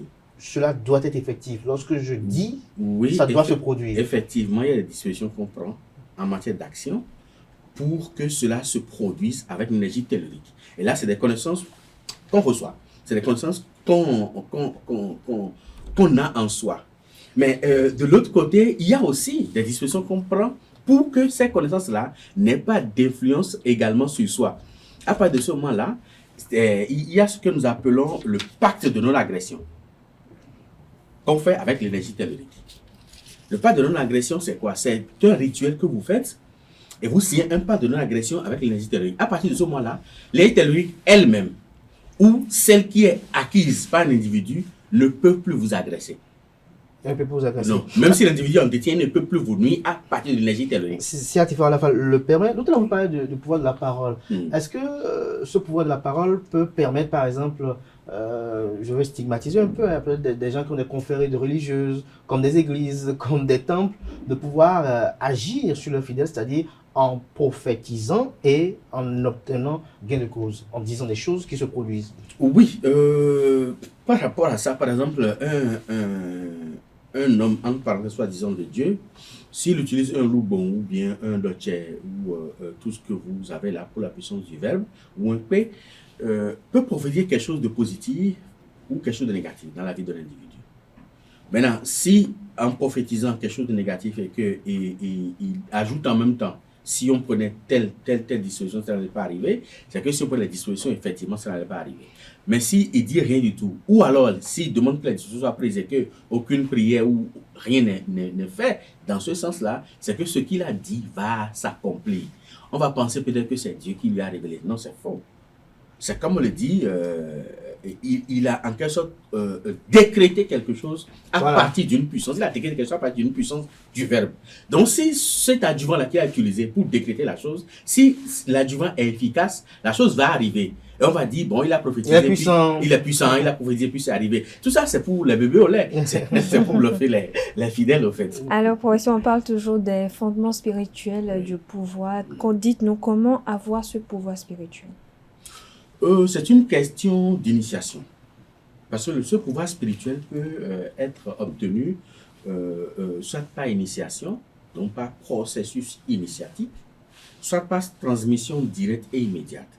Transmission directe et immédiate, c'est que l'individu vous fait confiance, c'est-à-dire le détenteur vous fait confiance, et il sait que vous n'allez pas encore, parce que c'est un couteau à double tranchant. Ceux à qui vous le remettez peuvent se rebeller contre vous.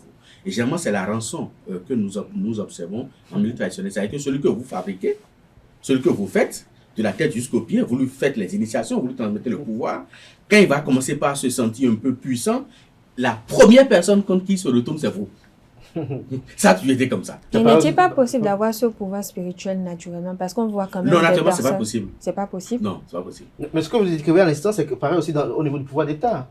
Oui, au niveau du pouvoir d'État. Tout dauphin parfois qu'on fabrique. Se retourne d'abord contre vous. Contre son mentor. Oui, c'est ça, tu Mais qu'est-ce qui peut expliquer une telle situation? C'est la rançon du pouvoir. Un sentiment d'ingratitude exacerbé. C'est l'ingratitude, parfois, c'est double même d'arrogance.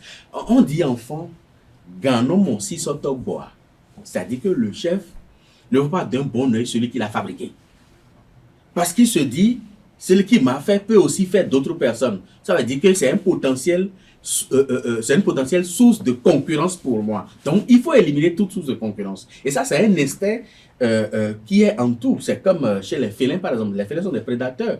Et quand un félin retrouve l'enfant d'un autre félin, il l'élimine en même temps parce qu'il se dit c'est un potentiel concurrent dans la forêt, dans la savane. Donc, un lion qui voit un petit de l'hyène va l'éliminer. Qui voit un petit de la panthère va l'éliminer, va le tuer.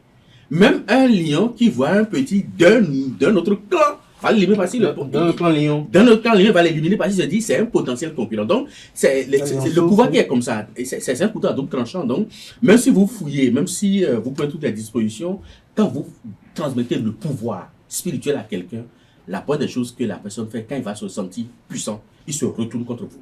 Mais professeur, parfois on remarque des personnes quand même qui peut-être ne sont pas initiées dans quoi que ce soit, mais qui ont quand même une influence quand ils parlent.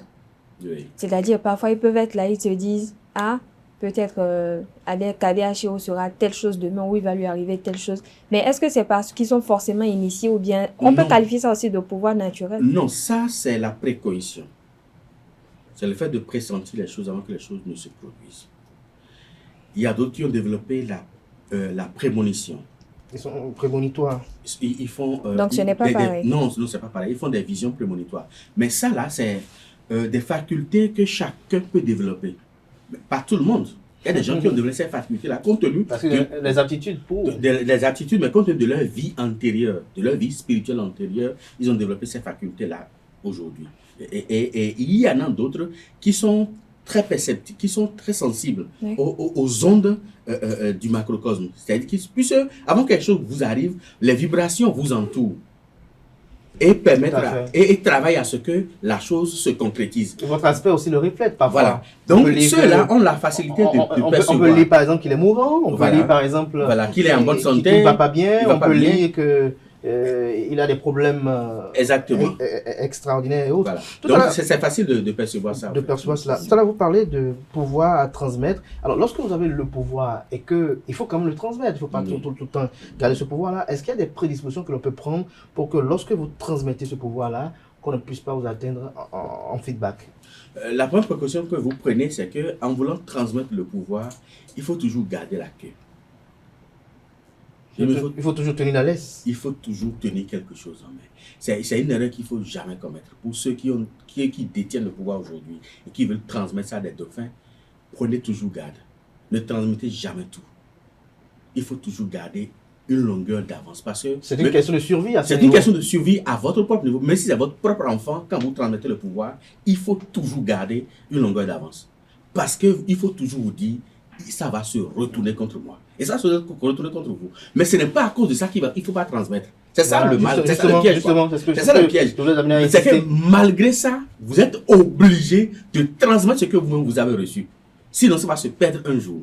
Mais en transmettant, prenez la disposition, puisque si vous transmettez quelque chose qui doit avoir de revers, il faut prendre la disposition de vous barricader vous-même contre ces revers-là, avant de les transmettre. Parce que le jour où vous transmettez, c'est le jour là même qu'on peut encore les utiliser contre vous. Donc, il faut toujours prendre des dispositions en amont. Et ça,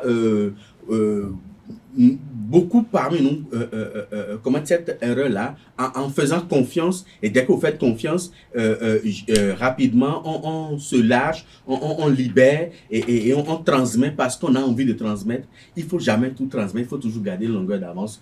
Parce que, même si c'est votre propre enfant que vous fabriquez, à tout moment, soit lui-même, soit d'autres personnes peuvent le retourner directement contre vous et il peut faire très mal dans votre milieu. Il peut faire très mal dans votre milieu. Alors, quand on parle du pouvoir de la pensée, de la parole et de l'action, lequel prime sur les trois? Le pouvoir le plus, je dirais, le plus bas, c'est le pouvoir de l'action. Donc, en seconde position, le pouvoir intermédiaire, qui est plus ou moins subtil, c'est le pouvoir de la parole. Mais le pouvoir le plus subtil, le plus puissant, c'est le pouvoir de la pensée. Parce que quand ça se décrète là-bas, il n'y a rien qui l'arrête au fait. Alors, pendant qu'on parle toujours de pouvoir, professeur, parlez-nous du pouvoir suprême. Le pouvoir suprême, c'est, pour résumer, oui, c'est le pouvoir qui vous permet de manipuler positivement ou négativement d'abord les 4 éléments. L'eau, la terre, l'air et le feu. Et le feu. C'est la puissance qui vous permet de manipuler la terre et je dirais de posséder, d'incarner toutes les facultés collégiales de la terre. Donc, en positif comme en négatif. C'est la même chose pour l'énergie aquatique. C'est la puissance qui vous permet d'incarner l'énergie aquatique. Or, l'énergie aquatique, c'est pour les acquis. Et quand vous rentrez dans ce sens-là, c'est ce que nous appelons généralement ou vulgairement aquaisé. Aquaisé, c'est-à-dire que la sorcellerie de l'argent, c'est basé sur l'énergie aquatique. C'est ça qui permet d'avoir, ce n'est pas sur le serpent. Mais par contre, l'élévation... Il n'y a pas de lien avec le serpent. Non, le serpent, c'est un distributeur de richesse. Mais il ne détient pas la fortune. Torsu. C'est Torsu qui détient la fortune. Donc le serpent n'est qu'un coussi, au fait, pour Torsu. Maintenant, si vous voulez détenir, si vous voulez avoir d'opportunités, si vous voulez avoir l'ascension, il faut aller alors vers l'énergie aérienne. De là, vous possédez le fait de l'énergie aérienne. Mais pour avoir le pouvoir, le levier du pouvoir, ça appartient à Segboli-Sa. Le levier du pouvoir, ça appartient à Segboli-Sa. Donc si vous voulez avoir le pouvoir, la popularité, l'élévation sociale, c'est qu'il faut posséder la puissance de Segboli-Sa. Mais il y a quelque chose que je dois ajouter. La puissance de Segboli-Sa, c'est une puissance très dangereuse. Si vous possédez ça, ou si quelqu'un vous fait le fait pour être plus vulgaire, la sorcellerie de Lisa, donc du caméléon, ça permet d'avoir le pouvoir, la popularité, le prestige, tout ce que vous voulez. L'honorabilité, la dignité. Mais il faut vivre seul. C'est-à-dire? Si on vous fait seul, et vous êtes obligé d'habiter seul, vous êtes obligé de vivre seul, loin de la femme et loin des enfants. Vous pouvez aller vers votre épouse et après vous vous retirez. Parce que si vous possédez la puissance du caméléon, la puissance de Segboli-Sa, si quelqu'un vit dans votre environnement ou dans la même maison que vous dormez dans le même lit que votre épouse, il aura du mal à vous surpasser. Mais si ce sont vos propres enfants, si vous êtes capable de mobiliser 1 million, ils ne seront pas capables de mobiliser 1 million autant que vous. Ce n'est pas possible. Donc quand vous possédez la puissance de Segboli-Sa, quand vous possédez la sorcellerie de Segboli-Sa, vivez seul. Il faut vivre seul. Il faut vivre seul. Là, ça permet à vos enfants, à votre épouse de s'épanouir normalement, librement et tout. C'est très important. Maintenant, si vous voulez exercer l'influence sur les individus, les dominer émotionnellement, c'est qu'il faut posséder la puissance de l'Ehebioso, donc l'énergie du feu cosmique. Quand vous possédez l'énergie du feu cosmique, vous dominez émotionnellement. C'est-à-dire que même si le simple fait de vous voir, la personne prend peur même. Vous n'avez même pas encore parlé, juste un regard et puis la personne prend peur. Ça, c'est la puissance de Hebioso. Donc, ça, c'est ce qu'on appelle la puissance, le pouvoir suprême. Ce n'est rien d'autre que la sorcellerie. Mais est-ce qu'on peut le développer soi-même, de façon personnelle? Non, il faut forcément un rituel pour déclencher, pour l'éveiller. On peut réunir 2, 3, 4 personnes et leur éveiller cette connaissance-là en même temps, même jour à la même heure. Mais 1 ou 2 peuvent développer plus cette puissance-là que les autres. Parce qu'il y a des gens qui ont des prédispositions pour la sorcellerie, qui ont des prédispositions pour la puissance suprême. Et comment on peut s'identifier ça soi-même? Lorsque j'ai envie de savoir si j'ai des prédispositions pour la sorcellerie. Déjà, à partir de la puissance du verbe, de la parole, on peut déjà commencer par le savoir. Parce que quand vous êtes prédisposé vous avez la facilité à faire accomplir ce que vous dites. Tout à fait. Et la puissance de la pensée aussi commence par s'éveiller en vous. et la puissance de l'action également. Mais après, il faut également se dire, si par exemple vous êtes initié au Fa, à partir de votre propre signe du Fa, vous allez retrouver la présence des minons sur votre signe du Fa. Et dès que vous avez la présence des minons sur votre signe du Fa, c'est que vous êtes prédisposé à développer cette puissance-là beaucoup plus facilement que quelqu'un qui n'en possède pas du tout. Donc c'est une question de prédisposition également de la nature. La nature même vous prédispose à ça. Si vous avez l'instinct de félin en vous et qu'on éveille, c'est que vous serez super puissant. Alors, professeur, dans vos propos tout à l'heure, j'ai compris que le pouvoir suprême, en gros, c'est la sorcellerie.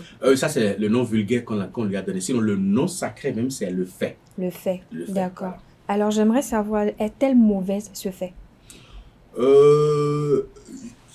Généralement, beaucoup de gens me posent cette question, mais j'ai envie de demander, la voiture tue tous les jours les gens. Il y a de l'extraction de voitures, mais est-ce que c'est pour autant qu'on a arrêté de fabriquer les voitures? Pas du tout. Bon, l'avion tue tous les jours. Mais est-ce que c'est pour autant qu'on a arrêté de fabriquer les avions? Les gens, malgré ça, les gens prennent l'avion tous les jours. Bien sûr. Pour voyager. Les armes ne tuent pas les mouches. Mais pourtant, tous les pays développent des armes. Et parfois des armes très dangereuses. Mais pourquoi les développent? Mais c'est pour leur survie. C'est pour leur sécurité. Vous pensez que si par exemple la Libye avait une bombe atomique, on allait l'attaquer comme ça et tuer Kadhafi facilement? Mais non. C'est aussi une puissance dissuasive. Et c'est une puissance de régulation de la société. Donc, moi, je ne juge pas, en fait. Je suis un initié, l'initié ne juge pas. Oui. Mais je dis, le fait est une connaissance neutre.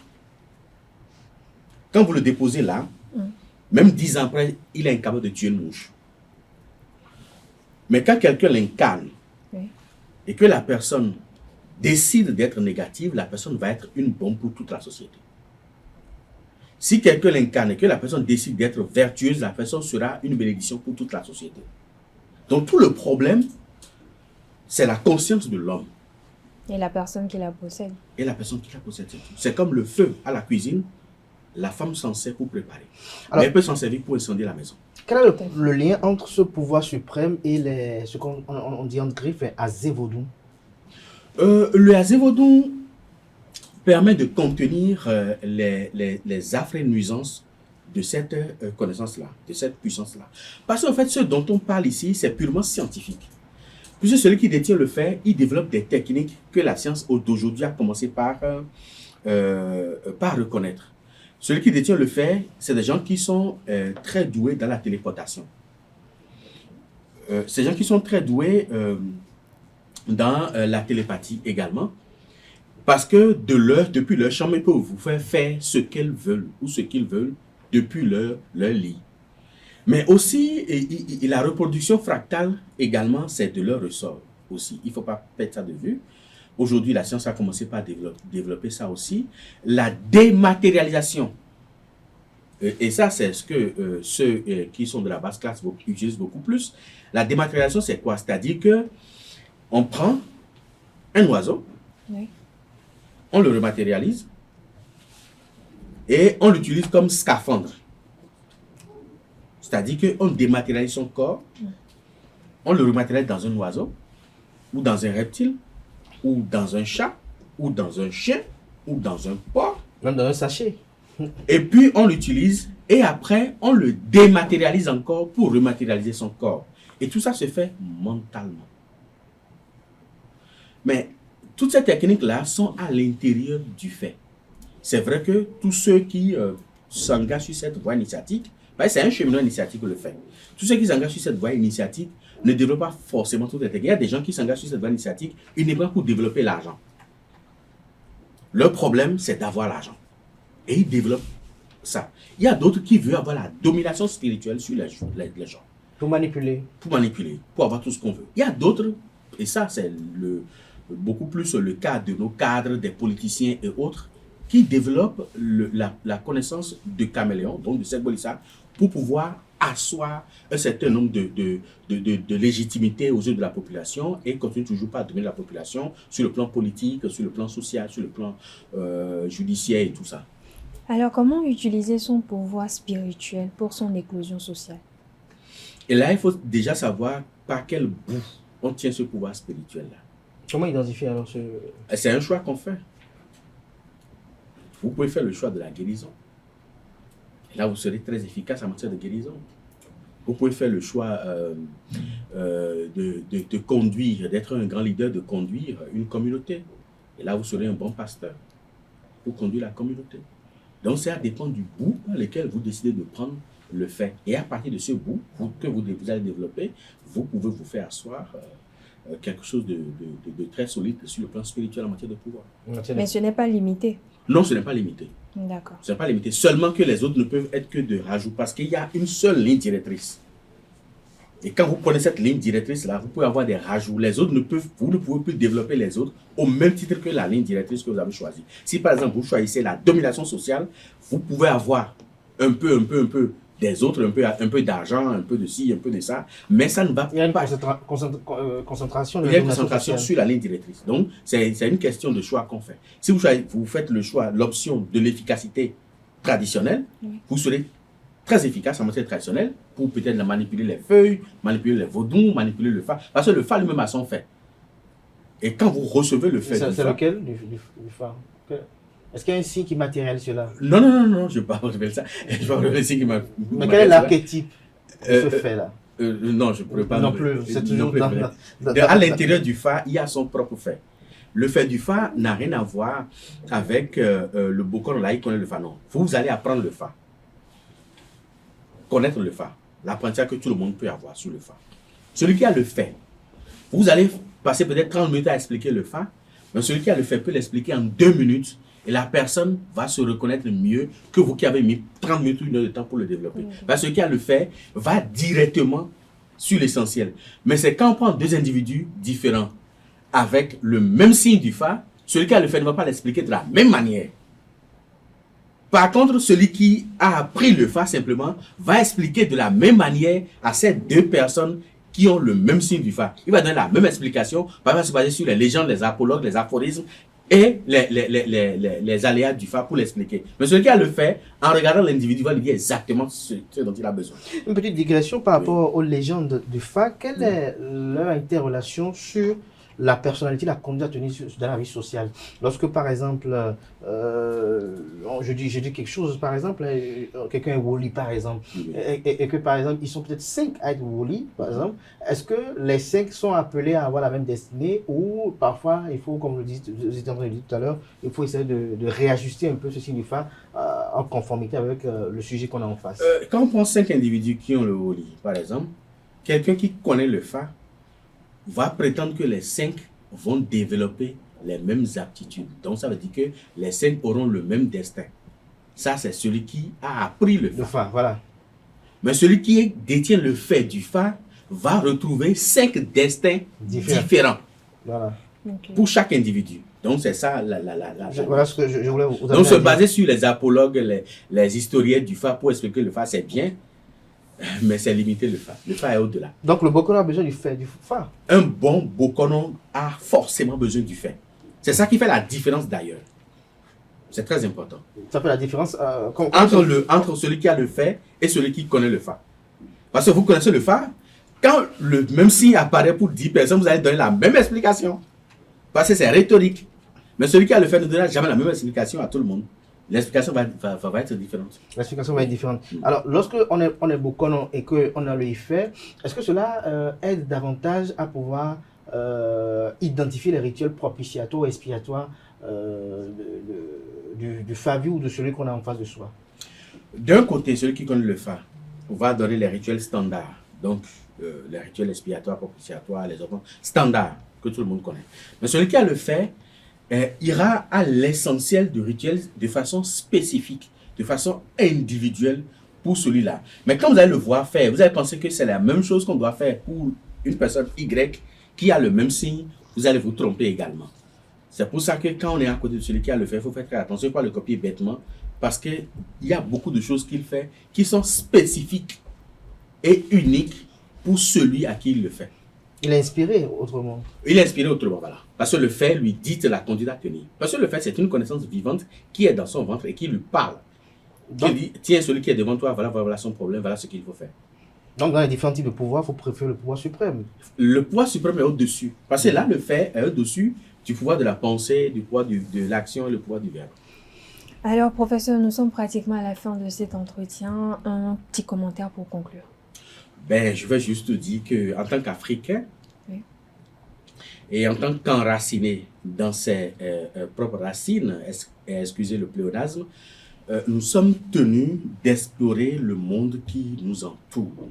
Nous sommes tenus d'explorer nos milieux initiatiques traditionnels, nous sommes tenus d'explorer nos familles respectives.